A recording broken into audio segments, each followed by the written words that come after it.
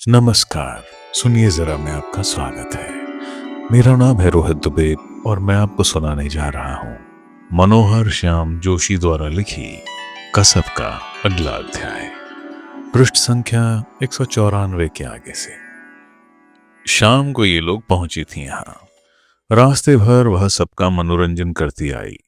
उसके साथ आई पड़ोस की लड़कियां, ममेरी चचेरी बहनें संतुष्ट हुईं कि इधर बिल्कुल सिकुड़ सिमट सी गई बेबी अब फिर खिल उठी है।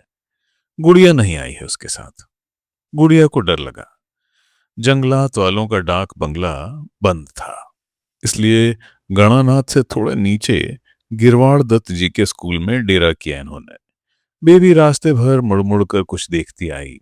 बेबी स्कूल के अहाते से निकलकर कभी इसके या कभी उसके साथ ऊपर घूमने गई है कई बार। साथ में आए उदय सिंह के बनाए पूरी और आलू के गुटके खाने के बाद लड़कियां कक्षा 7 के फर्श पर खुले पड़े होलडालों में घुस जाना चाहती थीं, लेकिन बेबी ने आग्रह किया कि बाहर खुले में बैठेंगे आग जलाकर और वहीं चाय बनाएंगे। लड़कियों की देखरेख के लिए उदय सिंह के अतिरिक्त साबुली कैंजा भेजी गई हैं, जो बाल विधवा हैं, बुढ़िया हैं, प्राइमरी स्कूल की अध्यापिका रही हैं, मस्त मौला हैं और लड़कियों को, खासकर बेबी को, बहुत पसंद है। उदय सिंह चाहता था लड़कियां सो जाएं, लेकिन बेबी ने सांबुली कैंजा को कैंप फायर के लिए राजी कर लिया है। इस कैंप फायर में सबसे ज्यादा धमाचौकड़ी सांबुली कैंजा ही कर रही हैं। उन्हें सिनेमा के सारे गाने याद हैं, लेकिन गलत सलत एक में दूसरे को मिला देती हैं। कहीं कहीं वह हिंदी गाने में अंग्रेजी के कोई शब्द अथवा कुमाऊनी की कोई पंक्ति ठूंस देती हैं। रावण के नजारे हैं ला ला ला ला ला, वो गाती हैं और फिर मुंह से साइकिल की घंटी बजाती हैं। लड़कियां लोटपोट होती हैं। श्रावण के नजारे हैं ला ला ला ला ला, लाला जी हो सनलाइट सापड़ के लेनी दुनिया, वो गाती हैं और लड़कियां हंसी से दोहरी होती हैं। श्रावण के नजारे हैं bring bring bring bring bring, वह गाती हैं और एक दूसरे पर गिरती पड़ती लड़कियों को धाराशायी कर जाती हैं, साइकिल की आवाज जोड़कर ट्रिंग ट्रिंग ट्रिंग ट्रिंग ट्रिंग। कसो कसो, पूछती हैं हंसी के सागर से उबड़ती लड़कियां। किस तरह से था वो ब्रिंग ब्रिंग ब्रिंग? लेकिन नहीं, सांबुली कैंजा के पास आइटमों का विशाल भंडार है। वह किसी आइटम को दोहराती नहीं। अब यह दिखा रही हैं दो गानों को मिलाने का करतब।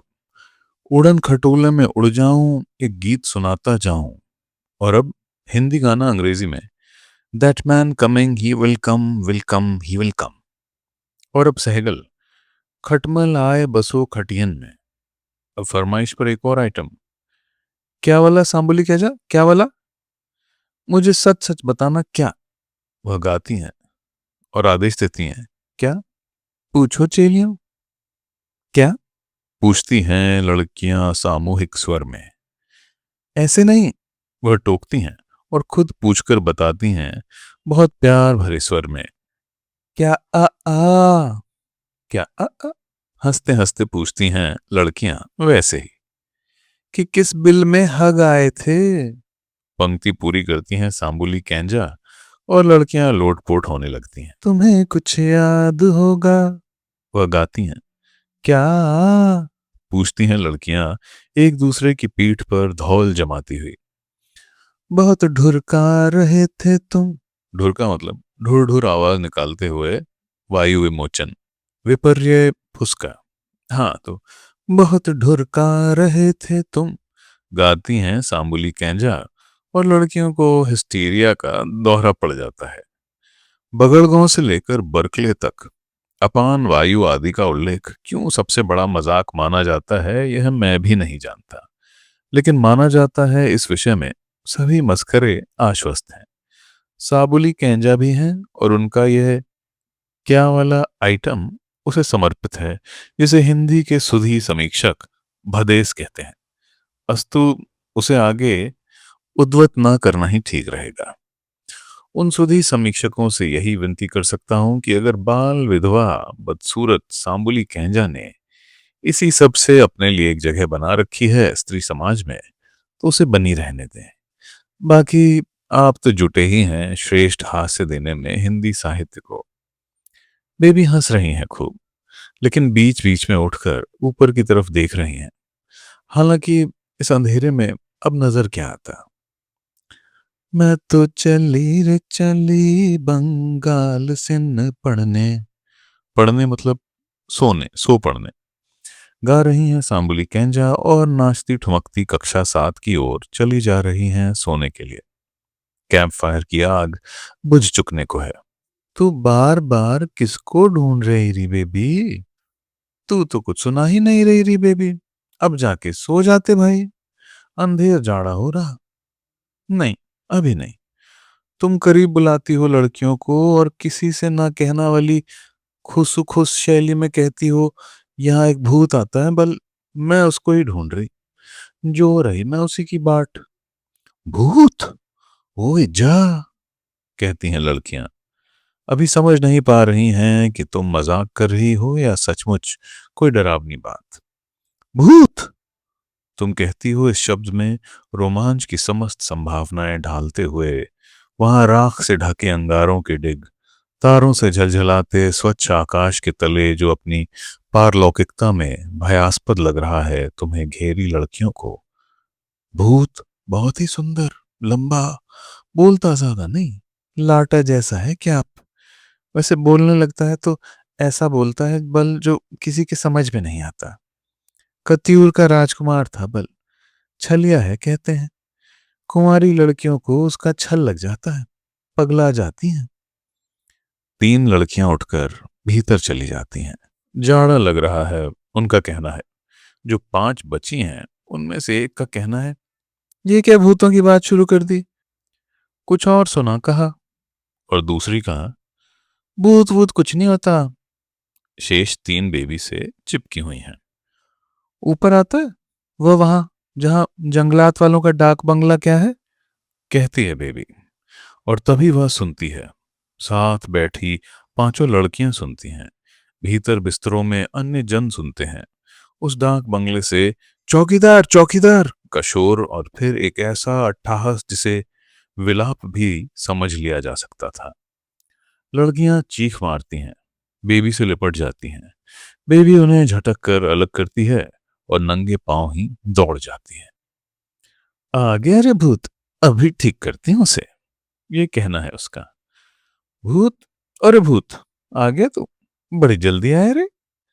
हांफती सी वह कहती जा रही है उस अंधेरी चढ़ाई पर। उसके नंगे पांव तले जमीन ठंडी है, पत्ते गीले और पत्थर चुभनदार। वह जानती है कि इस निस्तब्धता में पहुंचेगा उसका स्वर उस तक। वह जानती है वह भी दौड़ आएगा उसकी पुकार को पुकारता हुआ। जिलेम्बू मारगाट, वह कह रहा है। वह आ रहा है, तुमसे तेज। लेकिन तुमने भी ठानी है कि उस मोड़ पर उससे पहले पहुंचोगी। भले ही तुम्हारे लिए चढ़ाई है, उसके लिए उतार। एक कदम पहले ही पहुंचती हो तुम, एक हाथ से साड़ी उठाए, दूसरा सामने बढ़ाए। वह पहुंचता है दोनों बाहें पसारे।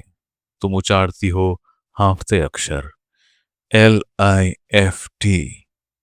वो उठा लेता है तुम्हें, घुमा देता है तुम्हें, और गिरते हुए वहां उन पत्तों के बिछौने पर हंसते हो तुम दोनों। तेरा पतलून गीला कैसे हो रहा रे? वह पूछती है। मारे डर के मुंह तो नहीं भरा तू भूत? तुझे तो हमेशा ऐसी वाहियात बातें सूझती हैं, वह शिकायत करता है। कल मद्रास से लौटने पर गुड़िया की चिट्ठी मिली। कितनी मुश्किल से तू पहुंचा यहाँ, हवाई जहाज और टैक्सी से। गाड़ में गिर पड़ा एक बार। गाड़ मतलब पहाड़ी नदी। मोजे भी गीले हो गए, पसीना पानी सब एक हो गया उनमें। जब खोलूंगा ना तो भयंकर बदबू आएगी। खोल कर मुझे दे दे, हम उन्हें यहाँ टांग देंगे, फिर कोई नहीं आएगा। नहीं, मैं मजाक नहीं कर रही। खोल दे जूता मोजा, सर्दी लग जाएगी नहीं तो। मैं भी तो नंगे पाँव हूं। नायक उतारता है जूता मोजा। ये कैसे जूते हुए रे, नए जैसे दिख रहे। इनमें फीते नहीं है, मारगांठ नहीं पड़ती। मारगांठ अब अच्छी नहीं लगती तुझे क्या? फिर वैसे ही जूता ले, फीते वाला। लेगा ना? हाँ लूंगा। लोग मुझे ढूंढते हुए आ जाएंगे, जल्दी से कर दे एक बार। नायक उठ बैठता है, घबरा कर पूछता है, कौन लोग? मैं कोई यहाँ अकेली थोड़ी आ रही, देखो जल्दी कर, वे आ जाएंगे। क्या करूं?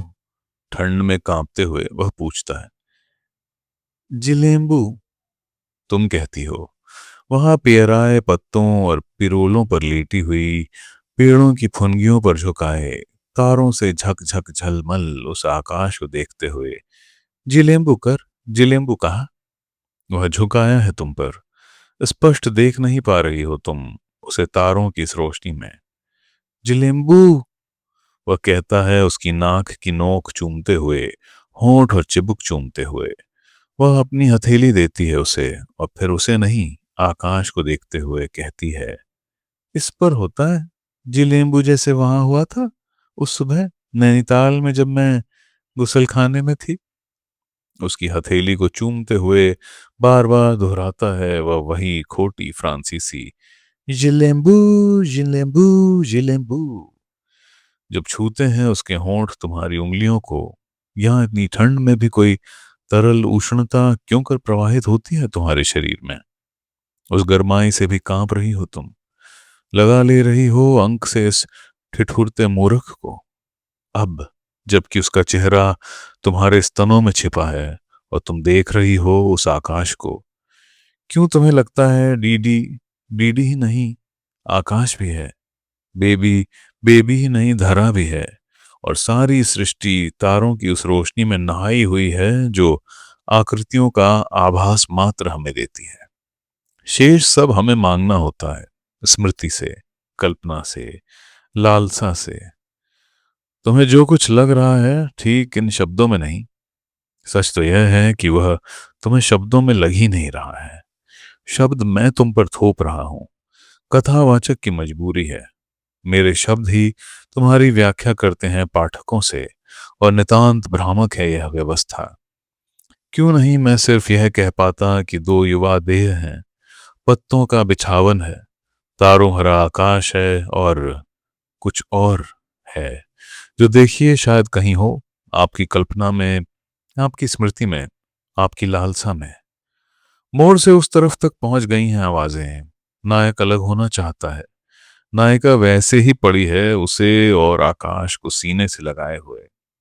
उनके आने तक नायक खींच खांच कर अपने को अलग करता है, उठकर खड़ा हो जाता है। वे अंधेरे में हैं और नायक नायिका उनके प्रकाश में। साबुली कैंजा, उदय सिंह, स्कूल का चौकीदार, किसी का भी बेबी से ऐसा संबंध नहीं कि डांट फटकार कर सके, जवाब तलब कर सके। बेबी तो उन आवाजों को सुन चुकने के बावजूद एक बार चाह रही थी कि डीडी का चेहरा अपने स्तनों से चिपकाए रखे जबरन। किंतु इस बदनामी के काम का एक परिणाम यह होता कि डीडी को ये लोग रात को स्कूल में ठहरने न देते। इसलिए उसने उठ जाने दिया है डीडी को, स्वयं लेटी है बेखबर। साबुली कैंजा चुप्पी तोड़ती हैं। तुम देवी दत्त हुए शायद, देविया टैक्सी, यह कैसे आ रहे इस वक्त? टैक्सी से, वह कहता है उत्तर की विडंबना समझे बगैर। रणमण तक उसमें आया, फिर पैदल चला।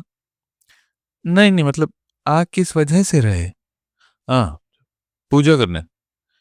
बहुत जल्दी आ रहे, 10 बजे रात होगी तुम्हारी पूजा, और ये बेबी यहाँ लेट क्यों रही? बेहोश हो गई मैं, बेबी कहती है। इसे भूत समझी, भूत, अंधेरे में दिख नहीं रहा था। मैंने इससे पूछा कौन हो भाई, इसने कहा भूत हूं भूत। छल लग जाता है मेरा बल, बस मुझे आया गश। गश आया?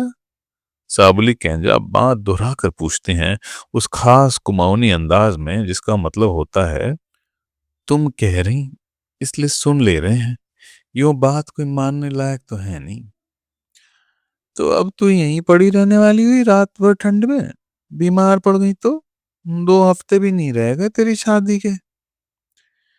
इससे कहो मुझे ले जाए उठाकर, मेरे मोच भी आ रही, इसी की वजह से हुआ ये सब। अब यही लाद कर ले जाए। तुम जाओ भाई चौकीदार के साथ, साबुली कैंजा डीडी से कहती हैं। ये लड़की तो बौला रही है, बौला मतलब बावली हो रही। चौकीदार इन्हें ले जा भाई, अपने पास ही सुला लो, कोई कंबल हो तो दो इन्हें। बेबी मैं दूंगी सहारा, मेरे साथ चल। लड़कियों चलो वापस, यहाँ कोई कौतिक नहीं हो रहा। कौतिक ही तो हो रहा है, कौतिक ही तो बेबी चाहती है। उसने उठा लिए हैं वे गीले गंधाते मोजे। कक्षा 7 में हॉल की हलचल के कारण सो नहीं पाई लड़कियों में से एक पूछती है, बांस जैसी क्या आ रही हैगी बेबी, तू भी चिता रही? चिता मतलब चित में ला रही है, मतलब अनुभव कर रही है। बांस जैसी क्या आ रही हैगी बेबी, तू भी चिता रही? बेबी उसकी नाक पर मोजा रखकर हंसती है। इससे आ रही, भूत के मोजे से। भूत दे जा रहा मुझे सबको डराने के लिए। जिसकी नाक पर मोजा रखा गया है उसे उबकाई आने लगती है। छी हो, और ही गोएन। गोएन मतलब गू जैसी गंध। छी हो, और ही गोएन। सब लड़कियां विरोध करती हैं। गोएन। बेबी उस मोजे को अपनी नाक के निकट लाती है।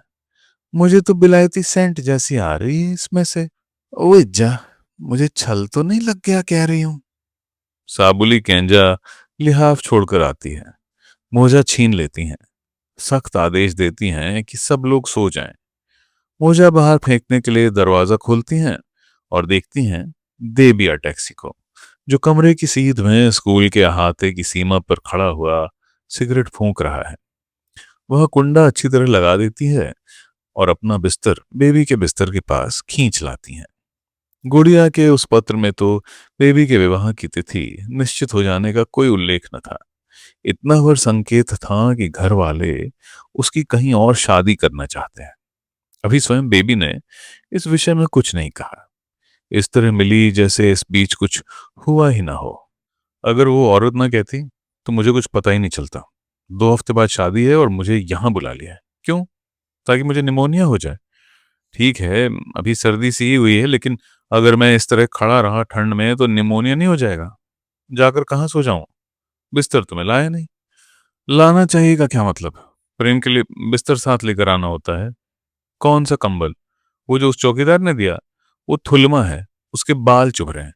उसमें से ऐसी बदबू आ रही कि मतली उठती है। पिस्सू अलग है उसमें। और भूखे पेट नींद कैसे आए? किसी ने चाय तक को नहीं पूछा। उस चौकीदार से कहा भी, वो बोला, इस समय कहाँ से आती है चाय?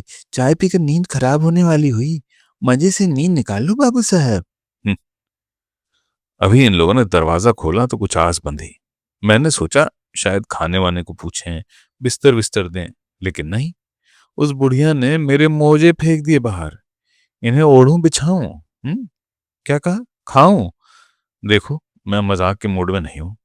मजाक तो मुझसे वो बेबी ही काफी कर लेती है। अब लगातार छींक रहा है कथानायक। रस भंग कर रहा है कथा के इस प्रसंग का, जिसमें उसका यूं रात में बाहर खड़ा होना तभी उचित होता जब वह जिलेम्बू जिलेम्बू किए जाने की स्थिति में होता। ओ बाबा, भूत को छींक आ रही है, कहती है बेबी। हंसती हैं लड़कियां। सोई नहीं वे भी। जानती हैं डीडी और बेबी के बारे में। जानती हैं कि यह कौतिक की रात है। फिर सुनाई देती है छींक। सत्तम जीवी। सत्तम जीवी मतलब शतायु हो छींकने वाला। सत्तम जीवी, कहती है बेबी और फिर पूछती है, केंजा, ओह केंजा, भूत जब छींकता है सत्तम जीवी कहा जाता है कि नहीं? लड़कियां हंसती हैं। तेरे खारंडाम कहा जाता है।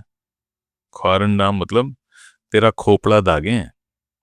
तेरे खारंडाम कहा जाता है, साबुली केंजा कहती हैं उठंग होकर। सोते नहीं हो तुम क्या आज? कौतिक ही करते रहते हो। हम कहाँ कर रहे हैं कौतिक, देखो भूत कर रहा। न खुद सो रहा, न हमें सोने दे रहा, कहती है बेबी। हंसती हैं लड़कियां। फिर सुनाई देती है छींक। और इस बार बेबी सत्तम जीवी नहीं कहती, वह कहती है, तेरे ख्वारंडाम भूत। लड़कियां हंसी से लोटपोट हो जाती हैं। साबुली केंजा माथा पकड़ लेती हैं पहले। फिर लड़कियों की व्यंग्यात्मक नकल में उनसे भी अधिक गिरते पड़ते धौल मारते उनसे भी ऊंचे स्वर में स्वयं हंसती हैं। यह उनकी फटकार की भूमिका है। हंस रही हैं सब। ही। मैं निमोनिया से मर जाऊंगा, ये तब भी हंसेंगी। मैं इनके लिए हूं ही हास्यास्पद।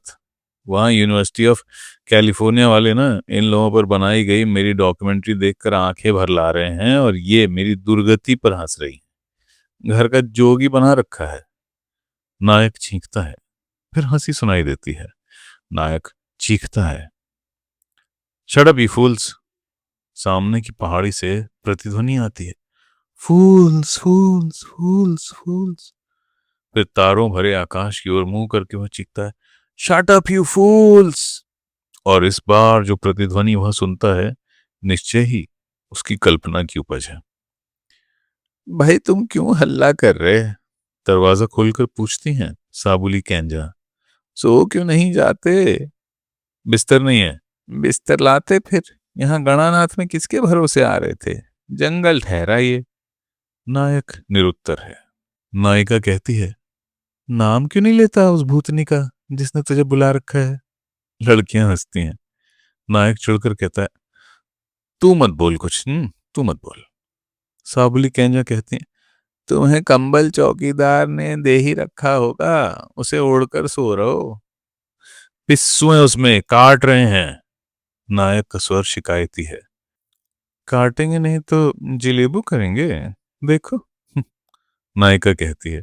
अब भभक उठता है नायक कि उतनी दूर से बुलाया, इतना पैसा खर्च करवाया और यहां पहुंचने पर चाय तक को नहीं पूछा। भूखे पेट नींद नहीं आ रही है। लड़कियां पहले हंसती हैं, फिर गंभीर होकर ध्यान से सुनती हैं। यह सब बाद में अड़ोस पड़ोस सबको सुनाना जो होगा।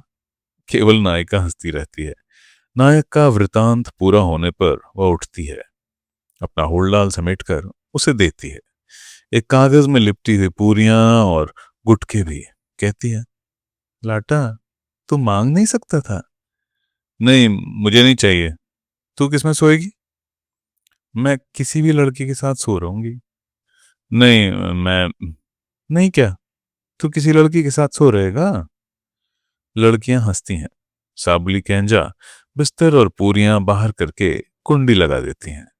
नायक बहुत देर तक दरवाजे पर रखी उन चीजों को देखता है, फिर उन्हें उठाकर चौकीदार वाले कमरे में चला जाता है। पूरियां खाते हुए अनंतर उसके बिस्तर में उसकी गंध से लिपट कर सोते हुए वह बुदबुदाता है, शट अप यू फूल्स। और अनुगूंज इस बार उसके अंतर से आती है। नायिका अपनी हमजोली की रजाई में घुस जाती है और कहती है उससे कान में, कल फिर होगा भूत का कौतिक। और फिर उसे बाहों में भरकर सो जाती है। सब सो जाते हैं। जागता है केवल तारों ही तारों में हंसता आकाश। तो मित्रों, ये था कसब का पृष्ठ संख्या 194 से 202 तक का सफर। अगला अध्याय हम जल्दी लाएंगे। लाइक, सब्सक्राइब और शेयर करना मत भूलिएगा। सुनने के लिए धन्यवाद।